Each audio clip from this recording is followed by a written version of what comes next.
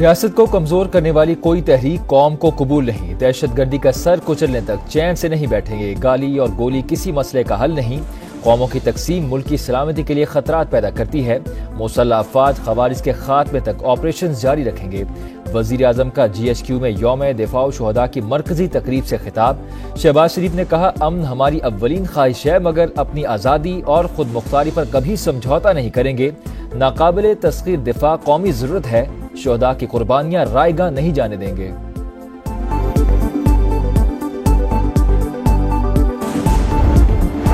سیاسی نقطہ نظر میں اختلاف کو نفرتوں میں نہ ڈھلنے دیں، دشمن پاکستان کو کمزور کرنا چاہتا ہے، مذموم عزائم کبھی کامیاب نہیں ہوں گے، ہم ملک کی سالمیت کا دفاع کرنا جانتے ہیں، قوم میں انتشار، بے یقینی اور مایوسی پھیلانے والوں کو شکست دیں گے، سپاہ سالار کا عزم۔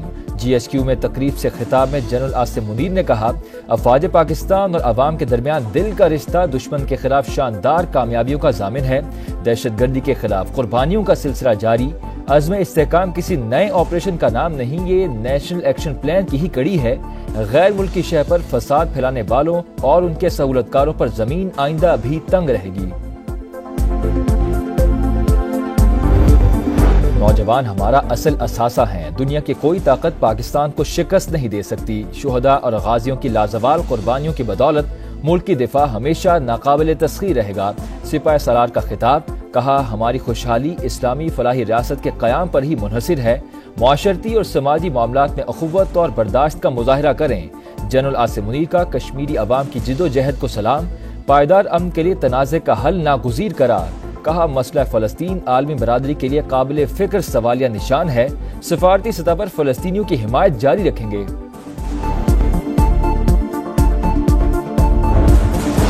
دفاع وطن بقائے وطن، یوم دفاع اور شہداء پر ارض پاک کے چپے چپے کی حفاظت کا عزم، دشمن کو کسی بھی جارحیت سے باز رہنے کا دو ٹوک پیغام۔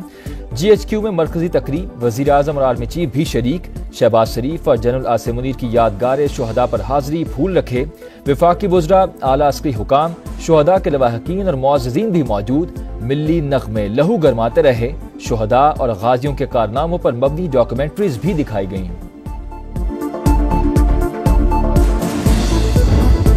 ملک کی دفاع ناقابل تسخیر، مسلح افواج کسی بھی جارحیت سے نمٹنے کے لیے مکمل طور پر تیار ہیں، صدر مملکت آصف علی زرداری کا کراچی میں تقریب سے خطاب۔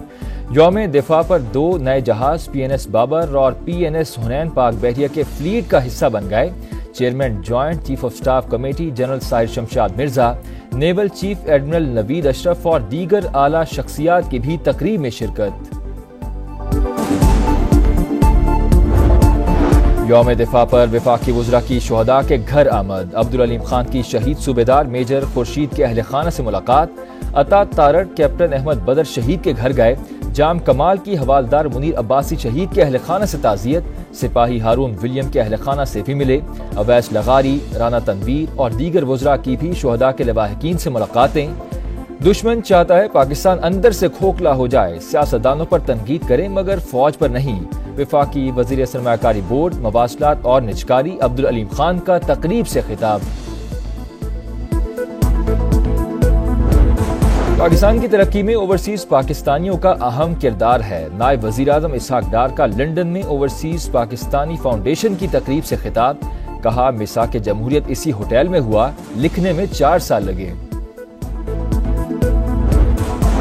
چینی سفیر کا سیکیورٹی سے متعلق اقدامات پر اظہار اطمینان، بشام واقعے کی تحقیقات سے مطمئن ہیں، کراچی میں تقریب سے خطاب میں کہا، گوادر ایئرپورٹ رواں سال کے آخر تک پاکستان کے حوالے کر دیا جائے گا۔ 1965 کی جنگ میں دشمن پر قہر بند کر ٹوٹنے والے شاہینوں کو سلام، یوم فضائیہ آج منایا جائے گا، پٹھان کوٹ ایئر بیس پر پڑی مار بھارت کو آج بھی یاد، ایم ایم عالم کے ہاتھوں 5 طیاروں کی تباہی بھی کبھی نہیں بھولے گی۔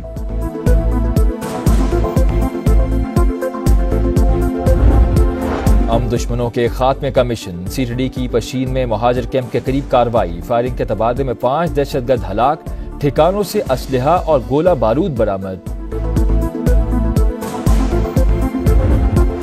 سپریم کورٹ نے نیب ترامیم بحال کر دی، حکومت کی انٹرا کورٹ اپیلیں منظور، پرانا فیصلہ آئین کے مطابق نہیں تھا، بہت سی ترامیم کے معمار بانی پی ٹی آئی خود تھے، درخواست نیک نیتی سے دائر نہیں کی، حکم نامے کا متن، عدالت نے لکھا چیف جسٹس اور ججز پارلیمنٹ کے گیٹ کیپرز نہیں، قانون سازی کو بلا وجہ کالعدم قرار نہیں دینا چاہیے۔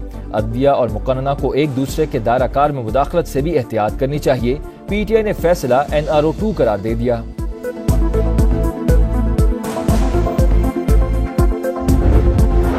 پرامن اجتماع اور امن عامہ بل قومی اسمبلی سے بھی منظور۔ اسلام آباد کے ہائی سیکیورٹی زون میں جلسے جلوسوں پر مکمل پابندی ہوگی۔ غیر قانونی اجتماع میں شریک ہر شخص کو 3 سے 10 سال تک قید اور جرمانے کی سزا بھی بھگتنا پڑے گی۔ اپوزیشن کا ایوان میں شدید احتجاج۔ ایوان نے الیکشن ایکٹ میں مزید ترمیم کی بھی منظوری دے دی، تاحیات نااہلی ختم۔ کراچی میں نجی ایئر لائنز کی اسلام آباد جانے والی پرواز سے پرندہ ٹکرا گیا، ایک انجن کو شدید نقصان، 215 مسافروں کو ایئرپورٹ لاؤنج منتقل کر دیا گیا۔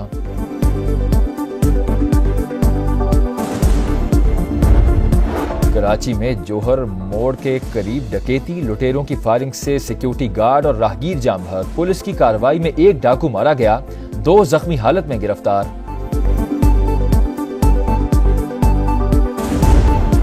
اسلام آباد میں بھی پولیو وائرس کی تصدیق، ڈھوک پراچا کا رہائشی 8 سال کا بچہ موذی مرض کا شکار، 2 ماہ قبل فیملی کے ساتھ لکی مروت گیا تھا، ٹریول ہسٹری سامنے آ گئی۔ وزارت صحت کے حکام میں کھلبلی، ہائی رسک اضلاع میں فوری خصوصی مہم کا فیصلہ۔ اور یوم دفاع کے موقع پر پشاور میں میراتھن ریس کا انعقاد، سیالکوٹ سے تعلق رکھنے والے محمد قاسم فاتح قرار۔